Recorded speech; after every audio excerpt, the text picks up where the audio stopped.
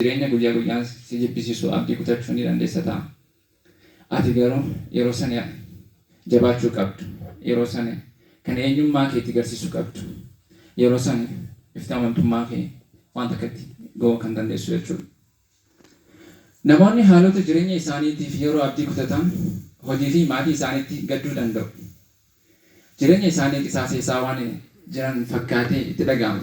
Kun garuu dogoggora guddaadha. Yaada kana irraa mataa keenya qulqulleessinee gara jiru dhugaa achi deemuu qabna. Keessaa fudhachuu waan yeroo ammaa tanaa jechuudha. Mataa keenya ida'ame. Jireenya kee keessatti karoora barbaachisummaa otoo hin taane jechuudha. Namni karoora malee jiraachuu hin danda'u.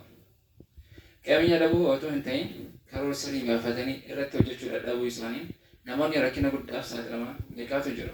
Agarree jirraas. Addunyaa kana irratti wanni ilmi namaa mo'achuu danda'u hin dandeenye tokkollee hin jiru. Garuu wantoota kana mo'achuudhaan dura firii lubbuu keenyaa mo'achuu qabna.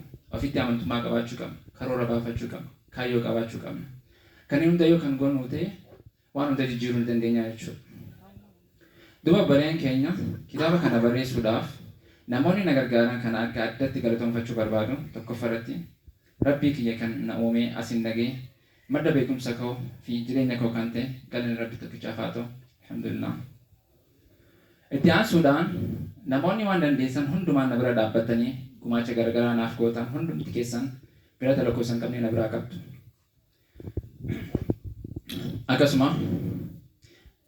Akkasuma harmee koo, abbaa koo, eessummaan koo, obboloota koo mara baay'een galateeffadha.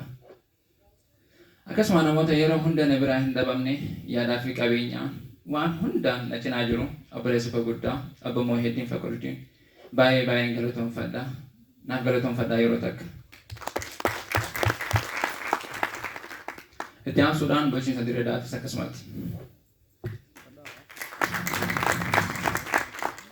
Akkasumas Abbo Muraas Siraaj, Ismail Jibril, Hamza Muhammad, Ikram Ismail, Fahmi Abdurrahman, Mahmad Faquruddin, Adnan Jafar, Nasir Muhammad, Nuruddin Ali, fi hiriyaa koo obboleettoo taniin baay'ee jaaladhu, taniin baay'ee kabaju, Ramla Abdulqaadir hedduu naa galatoomfadha.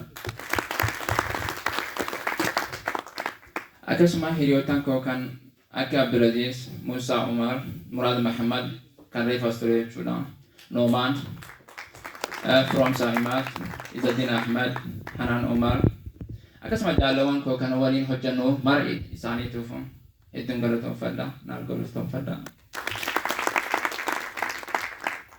Yeroo isaanii naaf kennuun kitaabicha gulaaluudhaan gumaacha guddaa kan naaf taasisan obbo Saddam Usmaan, Nuruddin Ahmad fi dargaggoo From Saimat guddaa galateeffadha.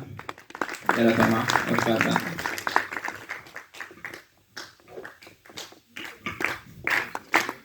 Hamileedhaan akka isaatti nuuf deebisan.